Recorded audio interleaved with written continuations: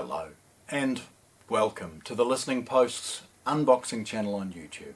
Today I'm not unboxing anything. Today I'm taking an opportunity to drill down into the reason we established this YouTube channel, to help share some of the things that I was really passionate about, some of the new things mainly, but realistically it was about sharing the things that inspired me day to day.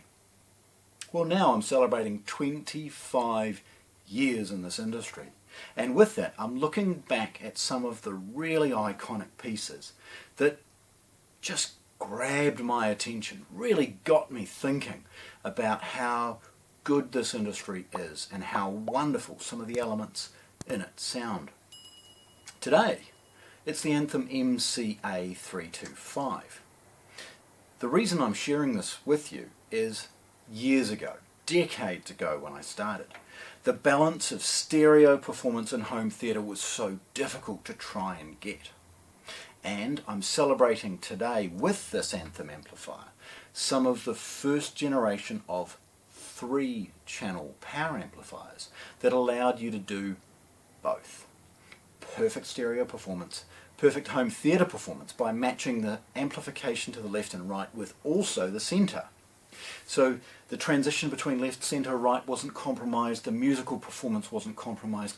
Everything from an upgrade and quality perspective was lifted, but there was no compromise in stereo and no compromise in home theatre performance, which was so common when you were battling with the balance of stereo and home theatre. It was great that manufacturers were prepared to do either 3 mono amplifiers for the front 3 or a 3-channel power amp like this Anthem to be able to deliver that level of control, power and clarity as the ultimate upgrade to that theatre amplifier, or the ultimate way of balancing everything for that processor power amplifier combination. Now this product is stunning. Again, it's the MCA 325. They do a 225, which is 2 by 225 watts. This is the 325, which is 3 by 225 watts. And no points for guessing that they also do a 525, which is a 5-channel amp. But I want to focus on how important this product is from a 3-channel perspective and celebrate it, because honestly, decades ago, it was a nirvanic experience to be able to see the Atoll, the Myriad, the Arcam, the Rotel power amplifiers, all that could be added to somebody's home theatre system to lift its performance. Well, it was the 3-channel ones that really, really became iconic in my mind and why I'm sharing it. Nevertheless, this particular unit, stunning. It's a version 2, Mark II, whatever you want to call it. 225 watts per channel, 400 watts into 4 ohms. And unusually it's stable down to 2 ohms at delivering about 600 watts. It's about 20 kilos in weight. It's pretty boring looking until you see obviously the modular design that they have with 3 sets of heatsinks, 1 for each channel. Lots of ventilation, massive central toroidal power supply. Again, heavy, very, very well built from a chassis perspective. Great ventilation as you would expect. Look, I'll be honest, in my opinion, if you're considering a 5-channel power amp, you're better to buy a 3-channel and a 2-channel.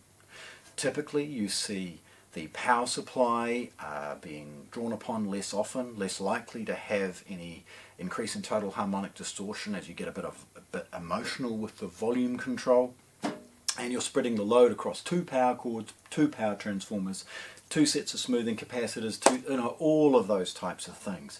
Yes, physically bigger because you've got another box, but the increase in quality is significant and obvious. And always, if you're thinking 3 or 5, maybe consider a 2-box approach if you're considering 5. Nevertheless, I digress. Looking at the back, we see the brilliant build quality that we're used to from Anthem. We've got a ground cable. Now of course it's because if you're looking at some of these noisy sources, you want to be able to draw everything down to a ground to ensure that that noise doesn't end up in your speakers and therefore in your ears. We've got a IEC power cord, a fuse, and we've got some trigger control, both input and output. You've got the ability to manage the standby side of things, where it will be auto or on and off. You've got a single-ended RCA input. These are all, by the way, the same colours, because it's pretty clear. You've got 3 channels here. You can't really muck it up. It's screen printed right, centre and left. 3 white RCA inputs, and then 3 balanced inputs as well. The outputs, again, pretty straightforward. You've got a 5-way binding post of excellent quality, clearly labelled with a red and black ring, and it's absolutely stunning.